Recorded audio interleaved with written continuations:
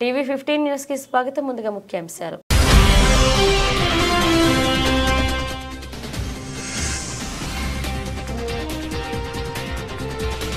మోదీకి అరుదైన గౌరవం, అత్యున్నత పురస్కారాలతో సత్కరించిన డొమినికా గయానా.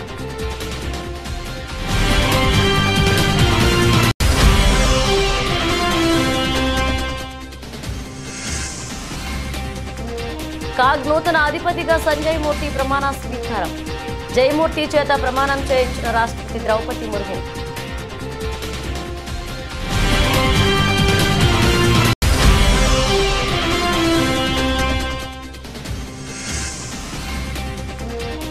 కమలాపూర్ వ్యవసాయ మార్కెట్ చైర్మన్ ఝాన్సీ రాణికి ఘన స్వాగతం.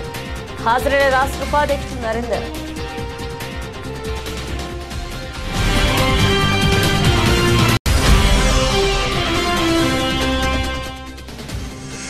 గురువారం ఉదయం 9 గంటలకు ప్రారంభమైన ఏపీ అసెంబ్లీ సమావేశాలు. తాళ్లూరు లిఫ్ట్ పైప్ల లీకేజీలపై అసెంబ్లీలో సభ్యులు అడిగిన ప్రశ్నలకు సమాధానమిచ్చిన మంత్రి నిమ్మల రామానాయుడు.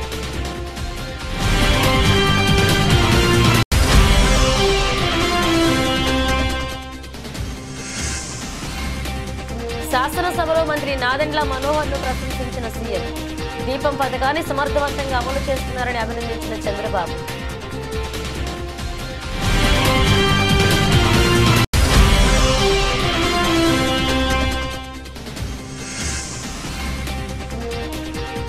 బాధితులను ప్రేమిస్తా, ఇది నాకు కొత్త సవాల్ అంటున్న కెప్టెన్ బుమ్రా.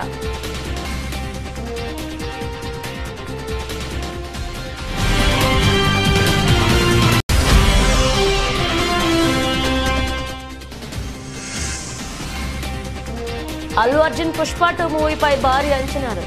టికెట్ల రేట్లను భారీగా పెంచేందుకు ప్లాన్ చేస్తున్న మేకర్స్.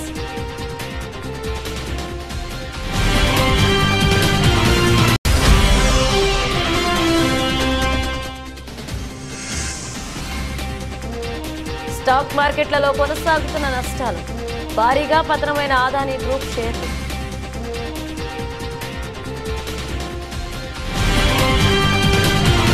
ప్రధానమంత్రి నరేంద్ర మోదీకి మరొక అరుదైన గౌరవం దక్కింది. గయానా, డొమినికా దేశాలు తమ అత్యున్నత పురస్కారాలతో ప్రధానిని సత్కరించాయి. ప్రస్తుతం గయానా పర్యటనలో ఉన్న మోదీ ఈ 2 పురస్కారాలను అందుకున్నారు. ముందుగా డొమినికా అధ్యక్షురాలు సిల్వానీ బర్డర్ తమ దేశ అత్యున్నత జాతీయ అవార్డు డొమినికా అవార్డ్ ఆఫ్ ఆనర్తో మోదీని సత్కరించారు. కోవిడ్ సమయంలో తమ దేశానికి మోదీ అందించిన సహాయ సహకారాలకు గాను ఈ అవార్డును అందించారు. అదేవిధంగా గయానా కూడా తమ దేశ అత్యున్నత పురస్కారం ది ఆర్డర్ ఆఫ్ ఎక్సలెన్స్ ను దేశ అధ్యక్షుడు మహమ్మద్ ఇర్ఫాన్ మోదీకి అందించారు. ఈ సందర్భంగా 2 దేశాలకు ప్రధాని మోదీ ప్రత్యేకంగా కృతజ్ఞతలు తెలియజేశారు. ఈ అవార్డును కోట్లాది మంది భారతీయులకు అంకితం ఇస్తున్నట్లుగా మోదీ ఎక్స్ లో పోస్ట్ చేశారు. पुरस्कार से सम्मानित किए जाने पर मैं राष्ट्रपति सिल्वानी बर्टन, प्रधानमंत्री रूजवेल्ट स्कैरिच और डोमिनिका के लोगों का हार्दिक आभार व्यक्त करता हूं. ये सम्मान केवल मेरा नहीं है, बल्कि भारत के 140 करोड़ लोगों का, उनके पुरुषार्थ का, उनके संस्कार का, उनकी परंपरा का ये सम्मान है. राष्ट्रपति बटन, आप इस पुरस्कार को देने के लिए स्वयं गयाना आई है. इस स्पेशल जेस्चर्स के लिए मैं आपको बहुत बहुत धन्यवाद देता हूं. फ्रेंड्स, भारत और डोमिनिका 2 डेमोक्रेसीज हैं. साथ साथ हम दोनों पूरे विश्व के लिए महिला सशक्तिकरण के भी रोल मॉडल है. दोनों ही देशों में महिला राष्ट्रपति हैं. भारतीय राष्ट्रपति माननीय मुर्मू जी जनजातीय समाज से आने वाली पहली राष्ट्रपति हैं। उसी तरह राष्ट्रपति बटन भी डोमिनिका की पहली इंडिजीनियस राष्ट्रपति है। आप दोनों विश्व की सभी महिलाओं के लिए प्रेरणा का स्रोत है। फ्रेंड्स, भारत और डोमिनिका के बीच सदियों पुराने ऐतिहासिक और सांस्कृतिक संबंध है। 19वीं सदी में कई भारतीयों ने डोमिनिका को अपना घर बनाया। उनके द्वारा रखी गई आधारशिला हमारे संबंधों को मजबूत नींव प्रदान करती है। उसी से प्रेरित होकर हम डोमिनिका के विकास कार्यों और कैपेसिटी बिल्डिंग में सक्रिय योगदान दे रहे हैं। भारत के लिए यह गहरे संतोष का विषय रहा है कि हम कोविड जैसी आपदा के समय डोमिनिका के लोगों की सहायता कर सके। कैरिकोम क्षेत्र में डोमिनिका हमारा बहुमूल्य पार्टनर है। आने वाले समय में हम हमारे संबंधों को नई ऊंचाइयों पर ले जाने के लिए प्रतिबद्ध हैं। आज दिए गए सम्मान से हमारी यह जिम्मेदारी और बढ़ जाती है। एक्सेलेंसी, एक बार फिर इस सम्मान के लिए मैं आपका बहुत बहुत धन्यवाद करता हूं। దేశ ఆర్థిక నిఘా సంస్థ కాగ్ నూతన అధిపతిగా కె సంజయ్ మూర్తి ఇవాళ ప్రమాణ స్వీకారం చేశారు. గురువారం ఉదయం రాష్ట్రపతి భవన్లో జరిగిన ఈ కార్యక్రమంలో సంజయ్ మూర్తి చేత రాష్ట్రపతి ద్రౌపది ముర్ము ప్రమాణం చేయించారు. ఇప్పటి వరకు కాగ్ అధిపతిగా ఉన్న గిరీష్ చంద్ర ముర్ము పదవీ కాలం ఈ నెల 20తో ముగిసింది. దీంతో తదుపరి కాగ్ అధిపతిగా సంజయ్ మూర్తిని రాష్ట్రపతి నియమించారు. మూర్తి హిమాచల్ ప్రదేశ్ క్యాడర్ 1989 బ్యాచ్ కు ఐఏఎస్ అధికారి. ప్రస్తుతం కేంద్ర విద్యాశాఖలో కార్యదర్శిగా ఉన్నారు. ఐఏఎస్ అధికారిగా ఆయన వచ్చే నెలలో ఉద్యోగ విరమణ చేయాల్సి ఉంది. ఈ క్రమంలో ఆయన సేవలను గుర్తించిన కేంద్రం ఈ కీలక బాధ్యతలను అప్పగించింది.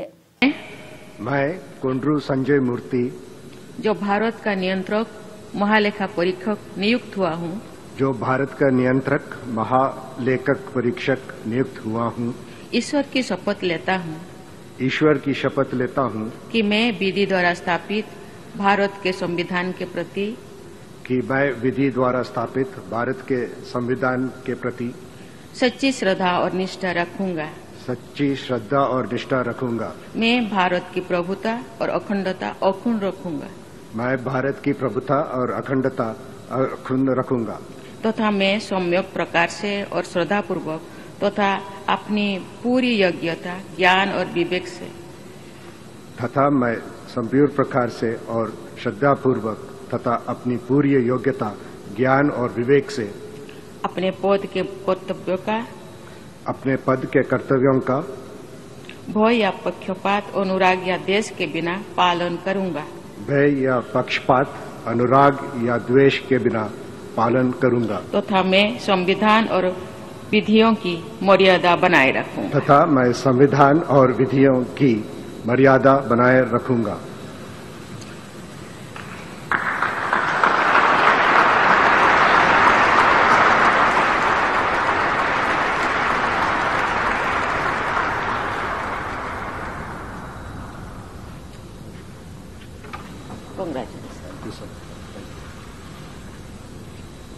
కమలాపూర్ వ్యవసాయ market committee chairman Thoutam Jhansi రాణి రవీందర్ దంపతులను అఖిల భారత పద్మశాలి సంఘ హన్మకొండ జిల్లా కమిటీ ఆధ్వర్యంలో ఘనంగా సన్మానించారు.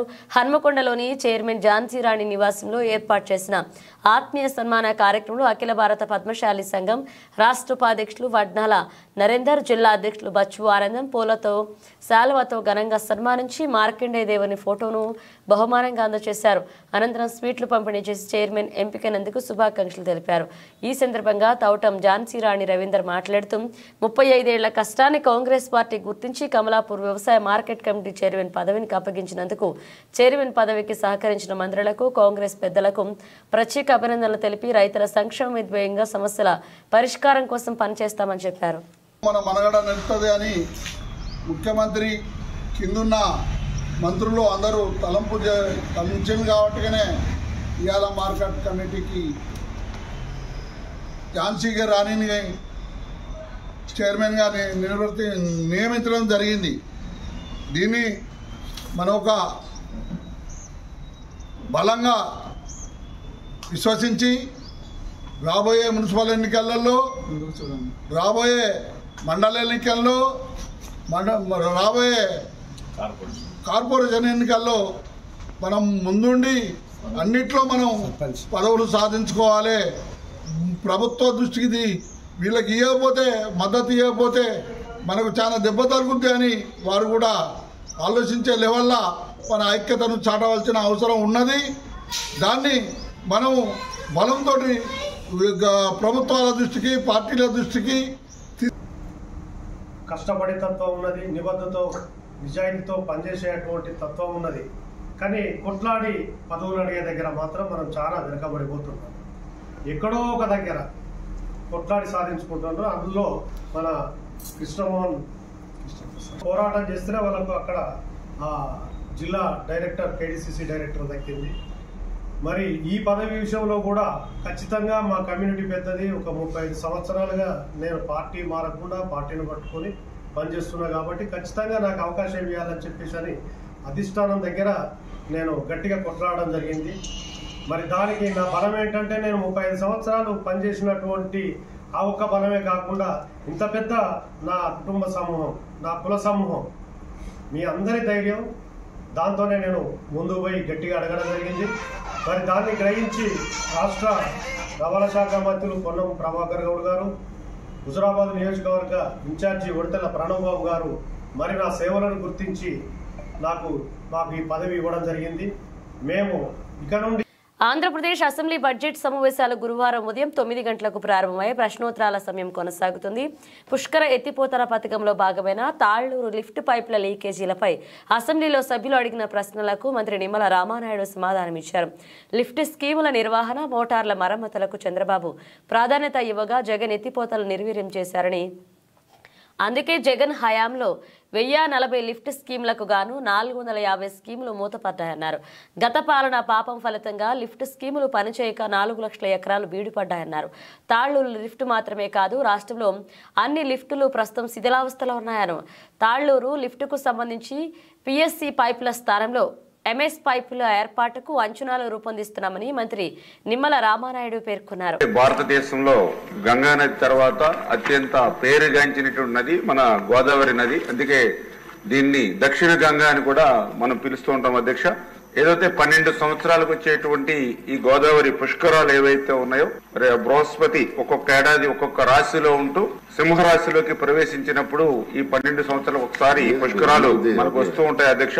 ఏదైతే ఈ యొక్క 12 సంవత్సరాలకు వచ్చేటువంటి ఈ పుష్కరాలు మరి ఒక్క ఏడాది ఉన్నప్పటికీ అందులో మొదటి 12 రోజులు ఆది పుష్కరాలుగా, తర్వాత ఆఖరణ వచ్చేటువంటి 12 రోజులు అంత్య పుష్కరాలుగా మనం పిలుస్తూ ఉంటాం అధ్యక్ష. దీపం పథకం 2ను రాష్ట్ర ఆహార మరియు పౌర సరఫరాల శాఖ మంత్రి నాదెండ్ల మనోహర్ సమర్థవంతంగా అమలు చేస్తున్నారని రాష్ట్ర ముఖ్యమంత్రి నారా చంద్రబాబు నాయుడు ప్రశంసించారు. బుధవారం జరిగిన శాసనసభ సమావేశంలో సీఎం చంద్రబాబు సంక్షేమ పథకాల గురించి వివరించారు. ఈ సందర్భంగా సీఎం చంద్రబాబు మాట్లాడుతూ, గతంలో మహారాష్ట్రలో రామ్ నాయక్ అనే కేంద్ర మంత్రిని ప్రధాని వాజ్పేయిని మెప్పించి ఆ రోజుల్లోనే దీపం పథకం ఇంటింటికి అమలు చేసిన పార్టీ తెలుగుదేశం అన్నారు. ఏడాదికి 3 ఉచిత గ్యాస్ సిలిండర్లను ఇస్తామని ఎన్నికల్లో చెప్పాం. ఆ దిశగానే ముందుకు వెళుతున్నామన్నారు.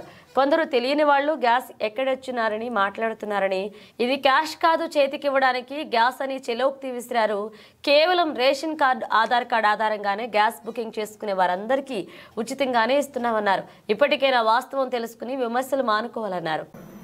ఇల్లంతా కూడా పొగొస్తే ఆడబిడ్డలు పడే కష్టం అవన్నీ చూసిన తర్వాత నాకు అనిపించింది, అప్పట్లోనే రామ్ నాయక్ అని ఒక మంత్రి ఉండేవాడు మహారాష్ట్ర నుంచి, వాజ్పేయి గారిని మెప్పించి రామ్ నాయక్ని గట్టిగా రిక్వెస్ట్ చేసి ఆ రోజుట్లోనే ఇంటింటికి దీపం కింద వంట గ్యాస్ సిలిండర్లు ఉచితంగా సరఫరా చేసిన పార్టీ తెలుగుదేశం పార్టీ అధ్యక్ష.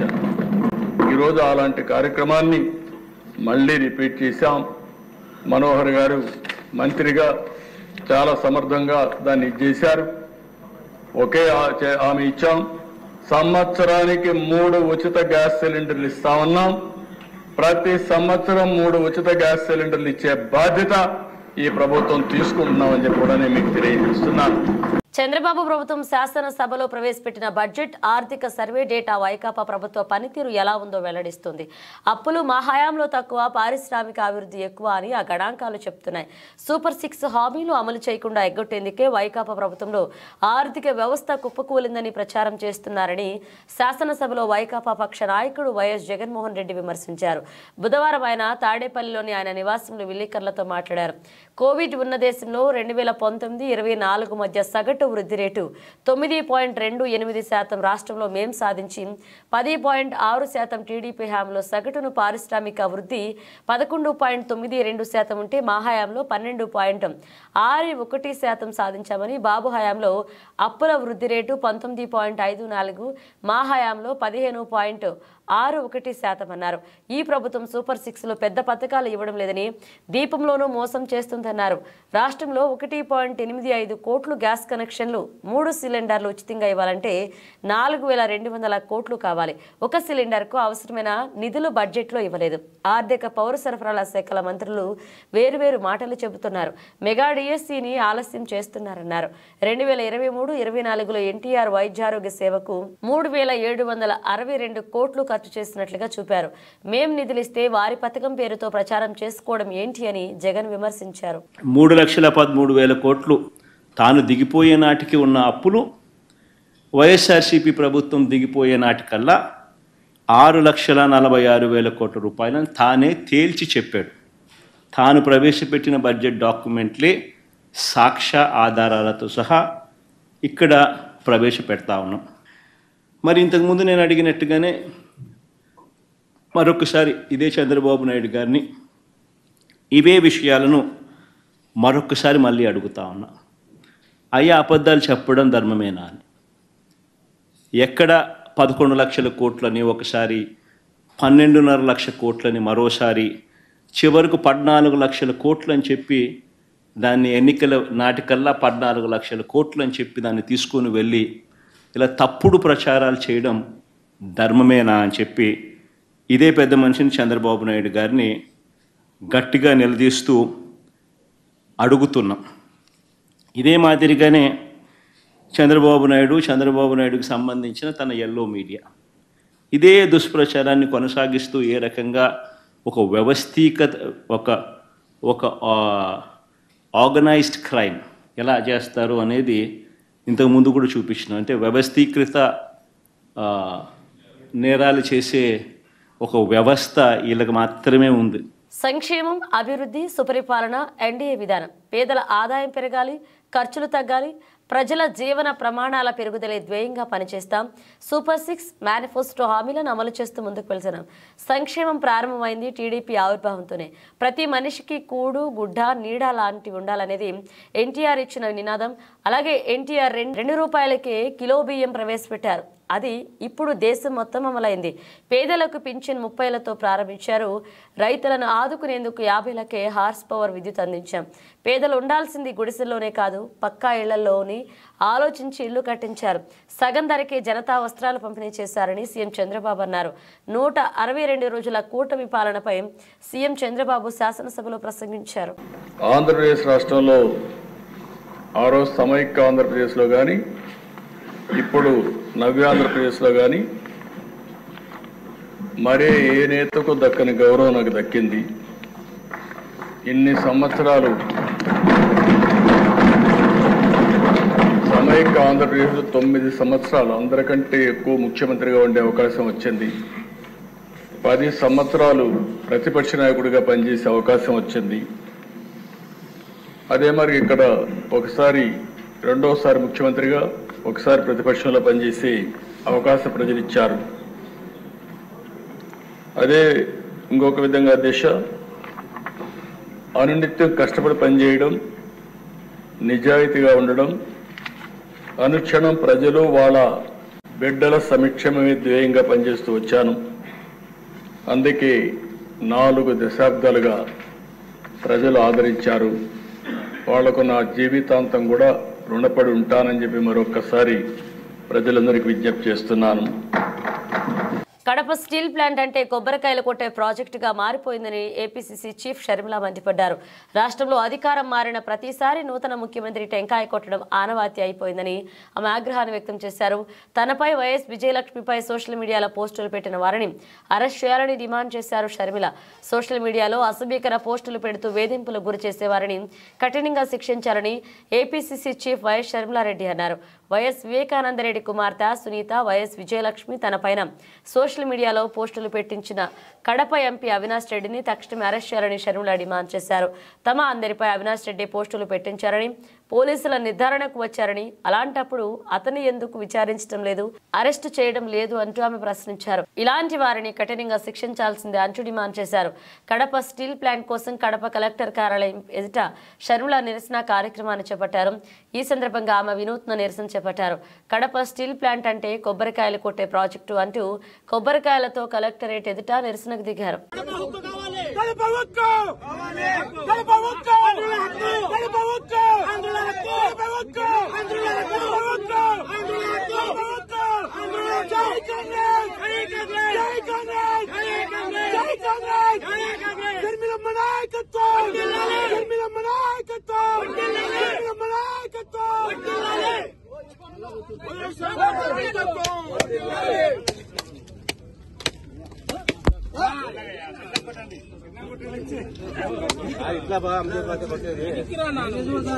బోర్డర్ గవాస్కర్ ట్రోఫీలో భాగంగా ఆస్ట్రేలియాలతో రేపటి నుంచి పెర్త్లో తొలి టెస్ట్ ప్రారంభం కానుంది.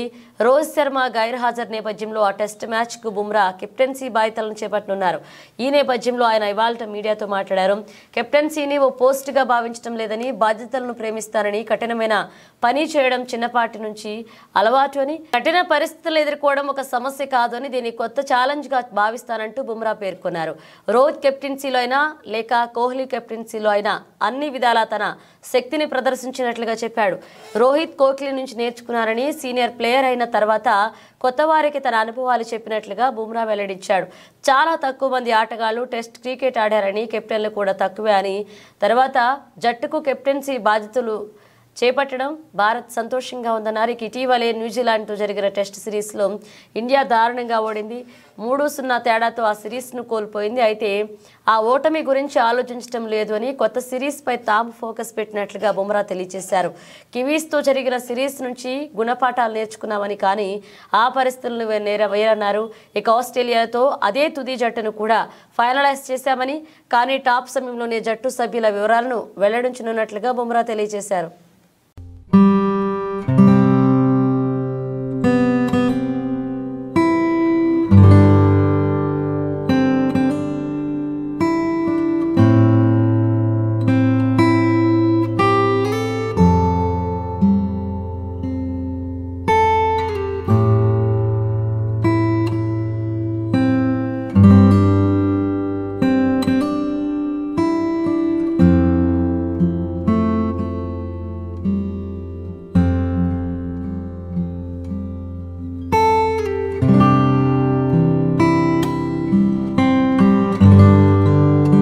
Icon star Allu Arjun Sukumar combination లో రూపొందించిన పుష్ప 2 విడుదలకు సిద్ధమైంది. డిసెంబర్ 5న ప్రపంచ వ్యాప్తంగా విడుదల కానుంది. ఇటీవలే విడుదలైన టీజర్ కు భారీ స్పందన లభించింది. పుష్ప అంటే ఫైర్ అనుకుంటివా, వైల్డ్ ఫైర్, నేషనల్ అనుకుంటివా, ఇంటర్నేషనల్ అంటూ అల్లు అర్జున్ చెప్పిన డైలాగ్స్ అందరినీ అలరించాయి. ఇక Pushpa the rise box office వద్ద ఎంత హిట్ సాధించిందో ప్రత్యేకంగా చెప్పాల్సిన అవసరం లేదు. ఈ మూవీతో అల్లు అర్జున్ కు పాన్ ఇండియా స్టార్ హోదా అందుకోవడంతో పాటు జాతీయ ఉత్తమ అవార్డును అందుకున్నాడు. ఈ క్రమంలో పుష్ప 2 పై భారీ అంచనాలున్నాయి. ఇక మూవీ కోసం ప్రపంచ వ్యాప్తంగా అభిమానులు ఎదురు చూస్తున్నారు. టీజర్ విడుదలైన ఒక రోజులోనే 100 మిలియన్ వ్యూస్ ఇచ్చిందంటే మూవీకి ఎంత క్రేజ్ ఉందో తెలుస్తుంది. డిసెంబర్ 5న తెలుగు, తమిళం, మలయాళం, కన్నడతో పాటు హిందీలో విడుదల కానుంది. రికార్డు స్థాయిలో థియేటర్స్లో మూవీ విడుదల కానుండగా టికెట్ ధరలను భారీగా పెంచనున్నట్లుగా సమాచారం. తెలుగు రాష్ట్రాల ప్రభుత్వాలు సినిమా టికెట్లను భారీగా పెంచేందుకు అవకాశం ఇస్తున్న విషయం తెలిసిందే. ఇటీవల విడుదలైన కల్కి, దేవరా మూవీలకు టికెట్ ధరలను పెంచుకోవడంతో పాటు అదనపు షోలను వేసుకునేందుకు కూడా అనుమతిచ్చాయి.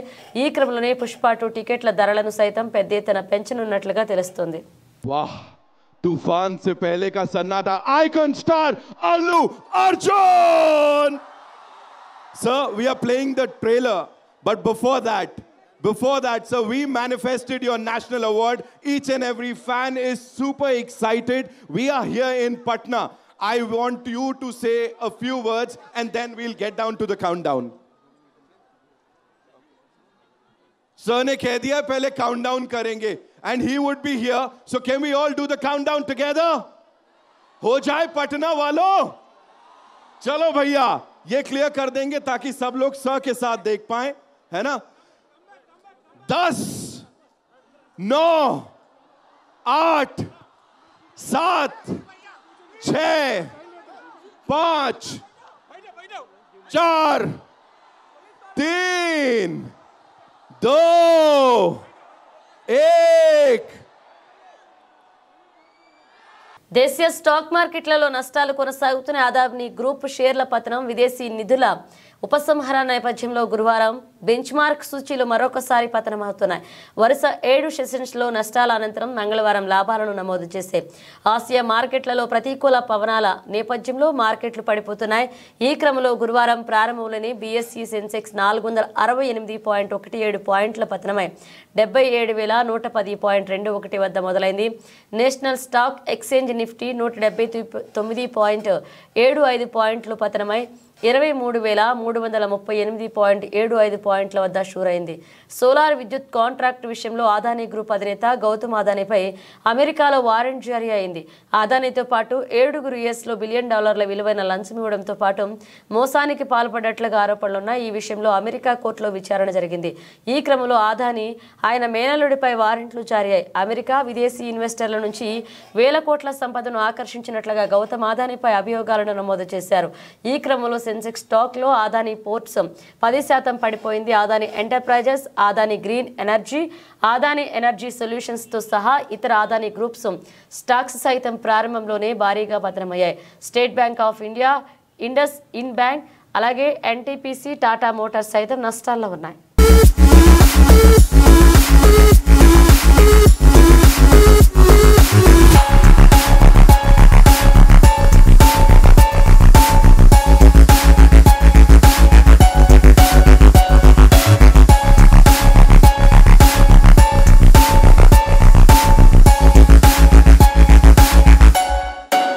ముగించే ముందు హెడ్లైన్స్ మరోసారి.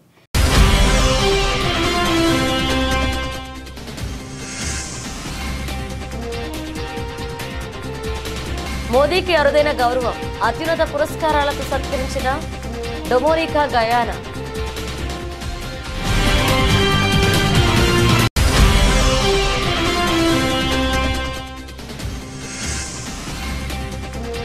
కాగ్ నూతన అధిపతిగా సంజయ్ మూర్తి ప్రమాణ స్వీకారం. జయమూర్తి చేత ప్రమాణం చేయించిన రాష్ట్రపతి ద్రౌపది ముర్ము.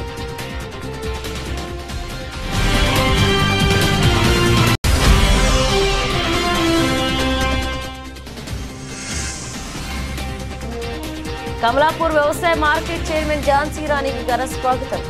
హాజరైన రాష్ట్ర ఉపాధ్యక్షుడు నరేందర్.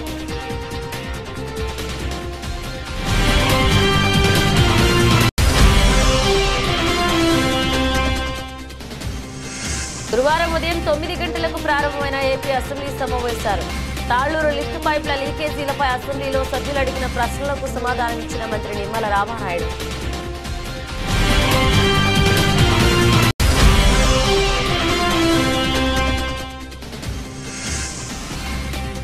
శాసనసభలో మంత్రి నాదెండ్ల మనోహర్ను ప్రశంసించిన సీఎం. దీపం పథకాన్ని సమర్థవంతంగా అమలు చేస్తున్నారని అభినందించిన చంద్రబాబు.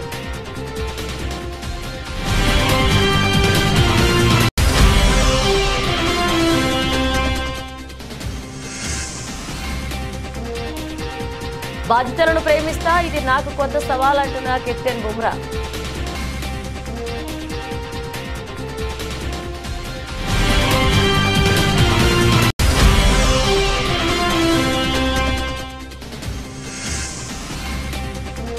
అల్లు అర్జున్ పుష్ప 2 మూవీపై భారీ అంచనాలు. టికెట్ల రేట్లను భారీగా పెంచేందుకు ప్లాన్ చేస్తున్న మేకర్స్.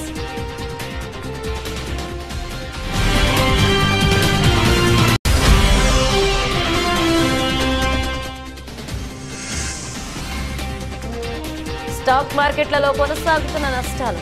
భారీగా పతనమైన అదానీ గ్రూప్ షేర్లు.